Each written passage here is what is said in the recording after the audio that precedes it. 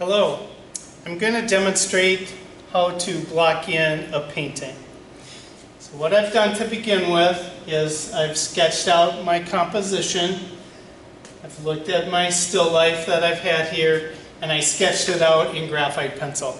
You could also use vine charcoal, or you could just use diluted paint. I tend to use graphite pencil. Now the graphite pencil will come through in your painting in the first layer, but after that it'll start to fade away. I've laid out my palette and I've pre-mixed some of the colors for this so it will go a little faster. When you block in a painting, generally you look for the local colors. So if I'm going to paint this orange, I'll look for orange and then I'll start breaking it down and looking for yellow orange, red orange, things like that. You don't put in a lot of detail to begin with, and then with the second, third, fourth layer of the painting, then you start to put in more details, more highlights, more shadows. I'm using water-soluble oils today, and for the first layer you use thinner, or you can use water. Water is a little drippier than the thinner is. And as you build up the second, third, fourth layers, then you use the medium, but you don't use that in the first layer. So I'm going to start painting on this, and the way I've set up my easel is so I can look at the still life, I can mix the colors, and then I can put it onto my canvas. And I'm using the pre-primed canvas that I've just taped to a board. So I'll get started here. I've used some color pooling, which means that I've just mixed some colors that I think are in my composition. They approximate what I see.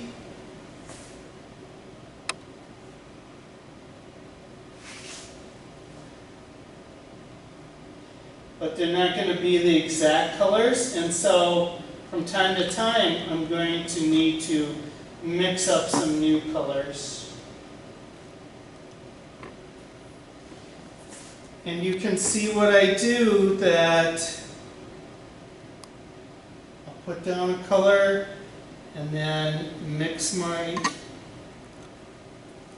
clean my brush with water, and then I'll use this rag to clean it. And after a while your water might get fairly muddy, and so you might need to clean it from time to time. Try to make your brush strokes go around the form.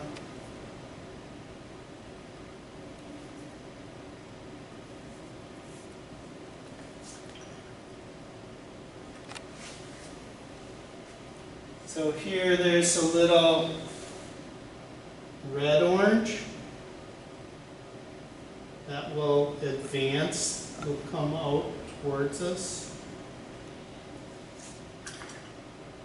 I've also mixed up some dull colors, some color into gray. And here I see some darker, duller orange.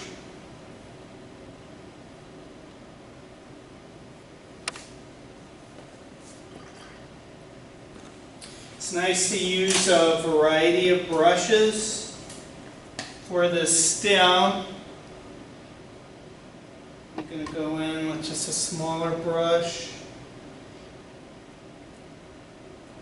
And you can see that sometimes I'll even use my other arm as a maul stick. Maul sticks can be used to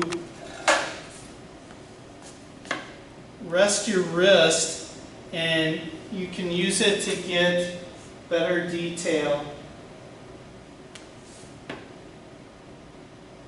It'll help to steady your arm.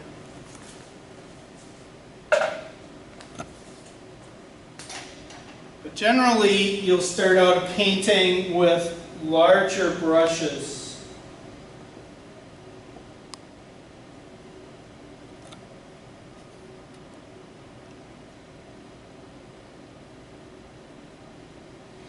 And you begin a painting with thinner paint. And you build up the paint as you go along. There's a little reflected light on this side of the orange.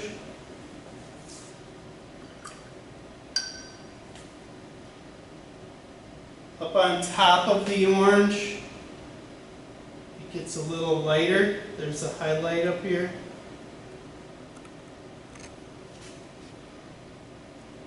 And there are different ways to hold your brush. You can hold it from the back. This lets you get back from your painting, although you don't have as much control here. You can hold it overhand. Here you're using your wrist, or you can use it underhand. If you paint underhand, you get your whole arm into it. Some artists will paint standing up and sometimes sitting down. I paint both ways, and you can get more of your body into it when you stand up.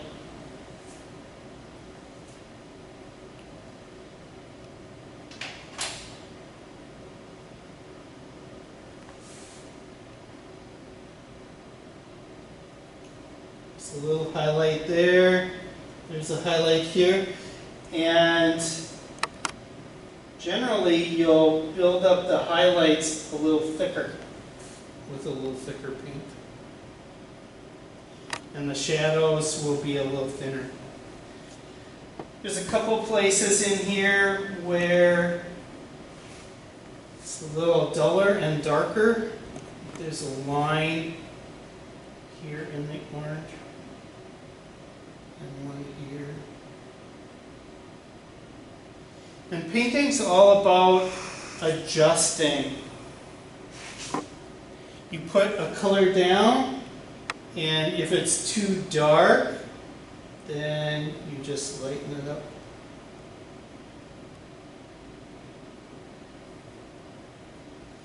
There's no wrong or right way to painting, and the great thing about painting is that if you don't like the color that you use, then you just let it dry and put another color over top of it.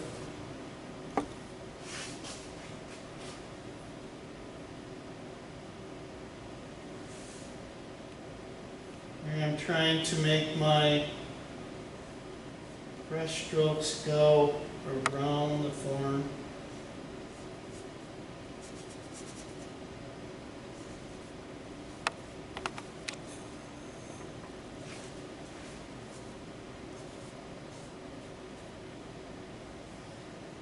This orange is mainly the color orange, but then I'll be breaking it down into yellow orange, red orange.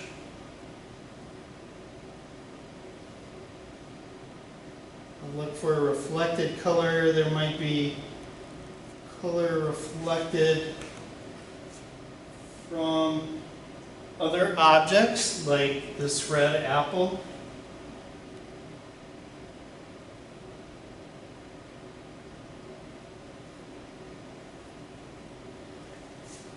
To make this orange seem like it's sitting on the tabletop, I'll need to go in and put a dark color under it, the cast shadow.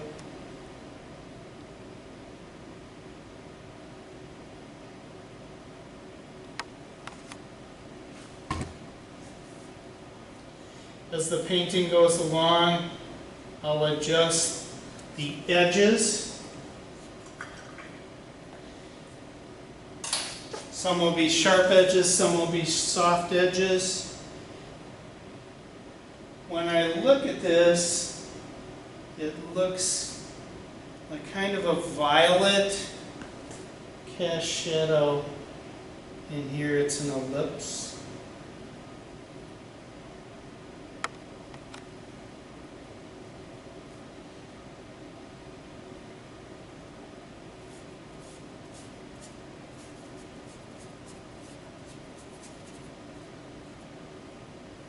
It's important to paint up to the edges. You don't want to leave light edges around your objects because you just have to go in and paint those in later anyways. I'm going to make this like a middle value right in here. So this was really dark and a middle value. And then a lighter value. So you do want to look for color in the cast shadows.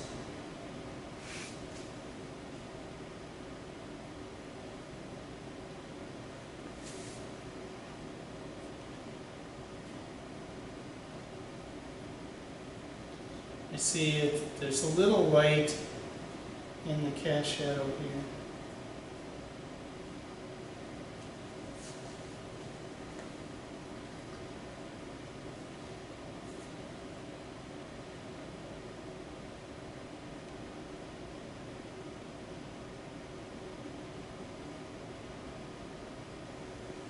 Right in here, it's kind of yellow-orange. That's what I see anyways. And you just keep building it up. It's not a one-shot deal. You keep adjusting till you get it the way you want. Another thing that's really important is the negative space around this orange. So this box is blue-violet. That will really make this pop out because this is yellow-orange, complementary colors. So I almost have this locked in here.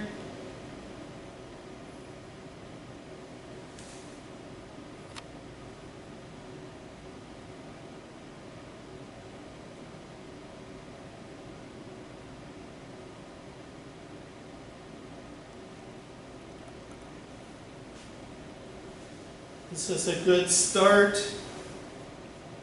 I've got one layer on this orange, and then I'll come back into it and adjust my colors with the second layer.